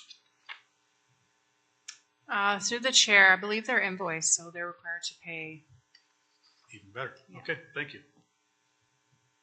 Member Boudreau? Yeah, two questions sort of on the back of through you, Madam. What I didn't see in the report that I'm likewise curious on, just to understand the stats a little bit better, is residential versus commercial of these numbers. So are the majority of them commercial, or the majority residential, as a for instance? And the other thing I'm always interested in, it's one thing to, of course, send an invoice to somebody, it's another to collect it. So I'm trying to get an understanding of these outstanding amounts that we invoice. How much of it are we actually collecting? And maybe in a future report, we can have another column that just sort of helps us understand the outstanding receivable, if there is any, related to that. Thank you. Do you have everything? I guess there's some follow-up for you, Yeah. Cindy, for the next meeting, but I've noted that for the next reports. great. Anything else then on the false alarms report? Otherwise, we'll receive for information at this time. A motion for that. Member Boudreau? Councillor Pierce, thank you for seconding that. All in favor? And that's carried. There's just the four of us now, with Member Brown having to had leave, so there's still quorum, but it's up to the group of us now to. Yeah, so I know we're on a time schedule with the next one. So skipping now to back to into order, section 9, 9.1, 9.2. 9.1 and 9.2 are kind of bringing us up to date on revenues that have been collected and sent back to the county for work that's been done. So that's the period of January to March, and then April to June. So those are standard kind of reports that we would be receiving.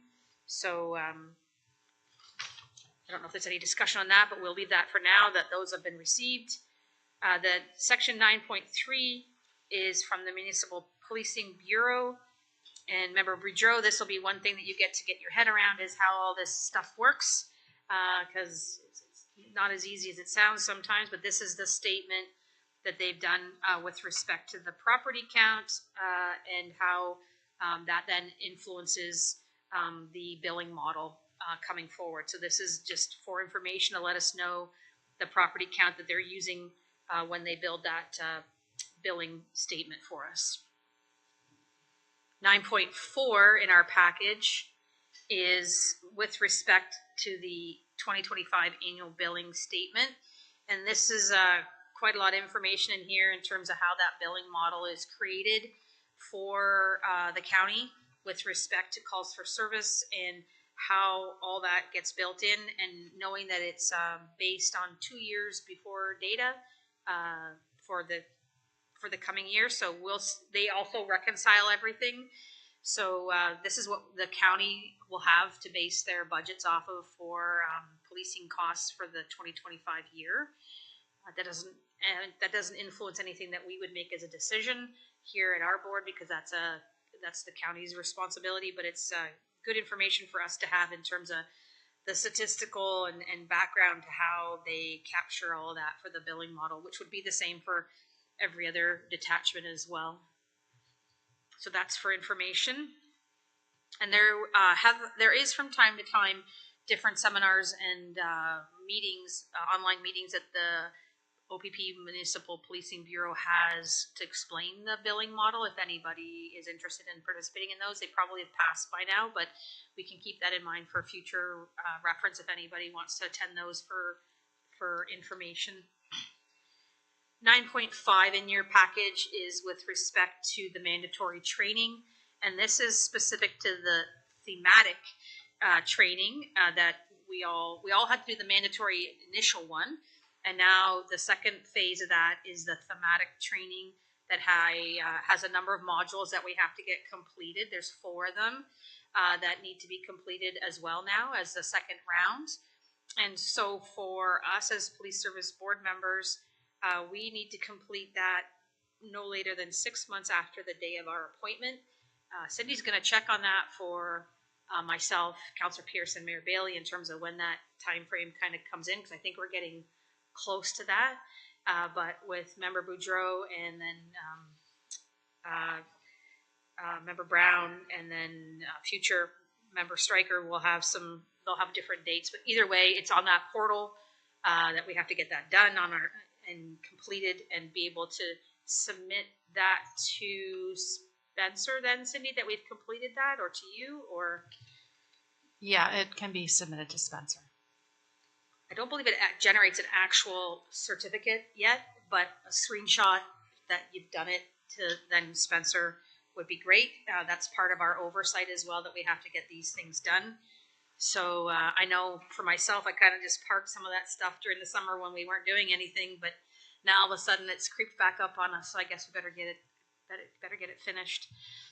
The 9.6 in our package is an overview of the provincial offenses account in terms of the court revenue and expenses, and what the share for the county would be. This is for information for us. I guess this brings us up to date to June 30th, 2024. So you can see on the first side of the page what that looks like in terms of the net share of the County of Brant's revenue would be after any expenses is $128,561.13. And then 9.7 is the prisoner transportation costs and the grant allotment that they have for that shared service, and then the credit memo that will come with that. So I'm assuming that some of these things, Cindy, when we get credits coming back in, that just goes against the county's policing kind of line item budgets. That's not really anything that the board would see necessarily, but that would get credited back to the cost for policing. Yes, through you, Chair. That's correct. So I think that covers all of section 9 in terms of the communications that we've received to date. Any questions on any of those? Member Bailey? No, I'd just like to make a motion that we receive 9.1 to 9.7 together. Thank you very much. Seconder for that, Member Boudreau. All in favor? That's carried. All right, other business, 10.1, there's Remembrance Day coming up, Monday, November 11th. We have a couple of invites here in our package. We typically would be present. The Police Service Board will have a wreath to lay at these, along with the OPP at these functions. There's two here for Burford, Cathcart, and Harley. They have an interdenominational service Sunday, November 3rd. That they do a service for, and then they as well do a Remembrance Day service on Monday, November 11th. The St. George Legion has also invited us to participate on Monday, November 11th, and typically we also participate here in Paris. So I think that's the three, right? The Burford, St. George, and Paris is what we typically participate in. I know Mayor Bailey, you'll be doing probably Paris or wherever for your mayor, for the responsibilities as mayor. Will you be doing the Paris one, or? Usually I do the Paris one, Yeah. and Councillor Pierce does the policing one. Okay, perfect. So then we have Harley, Burford, that covers Harley, Cathcart, and then St. George. So we have Member Boudreau, if you're interested in one. I know Member Brown will typically go to one. I, unfortunately, will be out of the country November 11th, so I will not be able to participate. I typically will go to the St. George one, but unfortunately will not be able to participate this year. I'd be happy to do the St. George one. Oh, that'd be great, thank you. And then we'll ask Member Brown if he's available for the Burford one as well. And then eventually, once we get Christine with all her training and her appointments and everything, then we'll be able to have the full 6 of us. All right, so that covers the other business for the Remembrance Day services. Quickly, I guess we have a couple things at the end here. Councillor Pierce, I know there's probably been a ton of things that you guys have talked about, but anything that you'd like to highlight in terms of council communications? I don't think so, Madam Chair. I think it's going to be council's nice that this board is back together again and moving forward. So I think that we'll see how things go over the next few months, but nothing at this point. Mayor Bailey? Through you, Madam Chair, to the inspector, if someone from the public wants to speak to you about an issue of any kind, not only a complaint, but just something they're not sure of, are you more comfortable with coming here to a meeting room or having them come up there to your place? Through you, Madam Chair, I guess it depends what it is, and whether there's any need for confidentiality or whether there's any victims that should be protected. I guess it really just depends on the nature of it. I have no issue. We could probably start that dialogue with a phone call just to understand what it is. But yeah, I think that really those kind of considerations would determine whether it's here or at my office. Thank you. Thank you. In terms of Zone 4, it's been pretty quiet while all the boards tried to get themselves back organized again. But as I noted, I did participate on an OPP focus group for Zone 4. And we have meetings scheduled right now in February and May. We need to get back out to all the groups to figure out what this means now for some of these amalgamated boards and who are members and who aren't members. So there is some opportunity there for some engagement. I also just want to highlight a couple of things since we last met, since there's been a number of things that have gone on. I just want to thank the team members at the Detachment for the golf tournament and the $10,000 that they raised for the Brant Safe Beds program. Yes, it was excellent, full golf tournament, and great response to that, to be able to raise that. Unfortunately, because we weren't able to be a board, we weren't able to support that financially this year with the way things worked, but perhaps we can circle back to that. Tomorrow night, there'll be a tree dedication in honor of Auxiliary Staff Sergeant Bruce Harshnitz that passed away. There'll be a dedication of the tree tomorrow night in his memory. Of course, I'd be remiss if I didn't acknowledge Constable Dylan McKinnon's passing. Unfortunately, with he lost his battle to cancer, so wanted to acknowledge him and his contributions to the county. Mayor Bailey and I also attended the 40th anniversary of Crime Stoppers this past Saturday at an event where everybody was able to acknowledge their contributions to safe communities and the program itself. One of the things that I found interesting was perhaps Brant Crime Stoppers is the oldest Crime Stoppers group in the province in terms of its tenure. And there was times where maybe they thought they weren't going to be able to continue, but they persevered and they're still around. But yeah, 10 years, or they have been the oldest one in all of the province, so that's kind of interesting to hear. So we were able to be part of that celebration with all the different folks that were there. And then it's great to hear that the Youth Academy is going to be carrying on and we'll get the dispatch going for this fall. So there's a number of things we got happening, and it's great that we're able to get back together again and get back to the work that we want to do. So I think that gets us like pretty close to right on at 11 o'clock. I don't know, Councillor Pierce, if we could have timed that any better, but our next meeting is Tuesday, November 26th here at 9 a.m. And if there's nothing else to add to talk about, then we'll call the meeting adjourned. Have a great day, everybody.